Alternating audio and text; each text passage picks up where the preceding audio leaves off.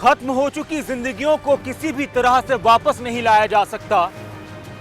किसी मरे हुए इंसान को दुनिया की तमाम दौलत खर्च करके जिंदा नहीं किया जा सकता। और अगर इंसानों की जिंदगियों पर, इंसानों की मौत पर सियासत हो तो उससे घटिया कुछ नहीं हो सकता। और अगर किसी मुद्दे का हल बातचीत से निकल जाए तो उससे बेहतर कुछ नहीं हो सकता। लखीमपुर खीरी की घटना ने पूरे देश की सियासत को गरमा दिया। उत्तर प्रदेश की सियासत उससे गर्माहट में आ गई और लखीमपुर खीरी की तरफ देश के तमाम राजनीतिक दलों की अगर बात की जाए तो हर एक बड़े विपक्ष के नेता का रुख वहां पर हो गया और सभी की तरफ से आवाज आने लगी कि लखीमपुर खीरी की घटना पर इंसाफ होना चाहिए। जिन लोगों ने किसानों की हत्या की है उन पर कार्रवाई होनी चाहिए। सरकार की तरफ से भरोसा दिलाया गया कि जो भी दोषी होंगे उनको बख्शा नहीं जाएगा, वक्त लगेगा लेकिन दूध का दूध और पानी का पानी होगा। विपक्ष की तरफ से मुआवजे की मांग होने लगी, किसान नेताओं की तरफ से मुआवजे की मांग होने लगी। लखीमपुर खीरी में आखिर हुआ क्या था, उस पूरे मामले में आपको इब्तिदा से इंतहा तक इस छोटे से वीडियो में बताने की कोशिश है।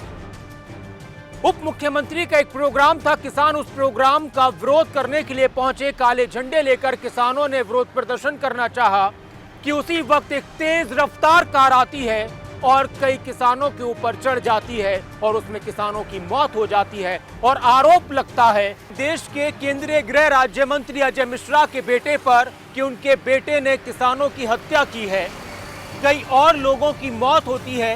किसानों और भीड़ पर भी, प्रदर्शनकारियों पर भी आरोप लगता है। केंद्रीय गृह राज्य मंत्री का कहना है कि उनके लोगों की भी हत्या हुई और अगर मेरा बेटा वहां पर होता तो उसको भी मार दिया जाता। उन्होंने भी कहा कि मेरे बेटे पर बेबुनियाद आरोप लगाए जा रहे हैं। प्रियंका गांधी रात में ही लखीमपुर की तरफ बढ़ गईं। सीतापुर में उनको हिरासत में ले लिया गया। उनके साथ सांसद दीपेंद्र हुड्डा भी मौजूद थे। सुबह सुबह अखिलेश यादव को हाउस अरेस्ट करने की कोशिश की गई, फिर बाद में उनको भी हिरासत में ले लिया गया। शिवपाल यादव को हिरासत में लिया गया।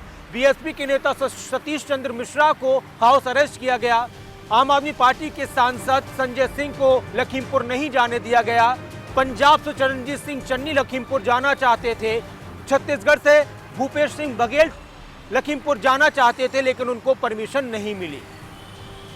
प्रशासन की तरफ से यह कहा गया कि कानून व्यवस्था को संभालने की वजह से हम ऐसी परमिशन नहीं दे सकते।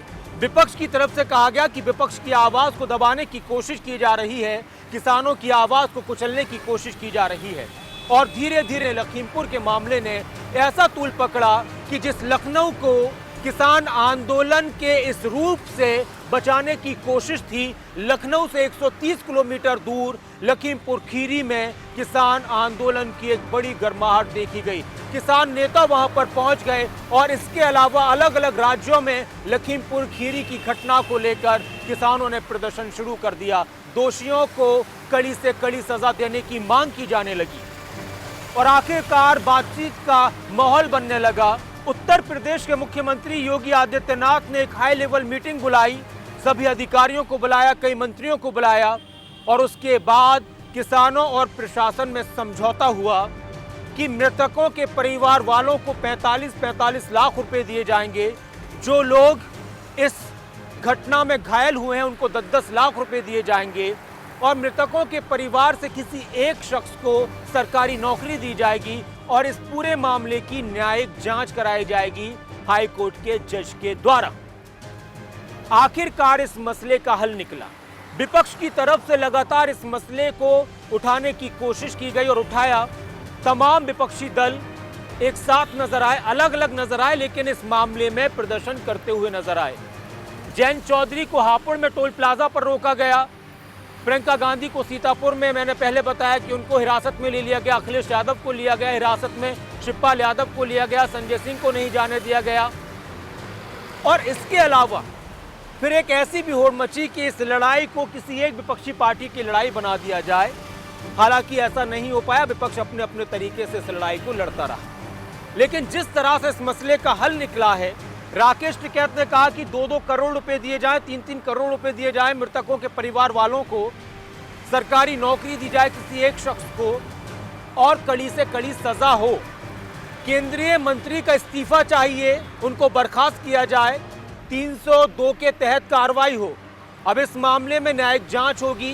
केंद्रीय मंत्री अजय मिश्रा ने भी कहा कि हाँ जांच होनी चाहिए, लेकिन राकेश टिकैत पर भी एफआईआर होनी चाहिए क्योंकि वो माहौल को खराब करने में लगे हैं। लेकिन जिस तरह से सुबह से इस मामले की गर्माहट बढ़ी थी और दोपहर होते होते जिस तरह से हल निकाला गया, ये अपने आप में बहुत कह सकते हैं सोचने वाली चर्चा का विषय और दिलचस्प बात भी है कि इससे पहले किसी और राज्य में इतनी जल्दी ऐसे मसलों का हल नहीं निकला।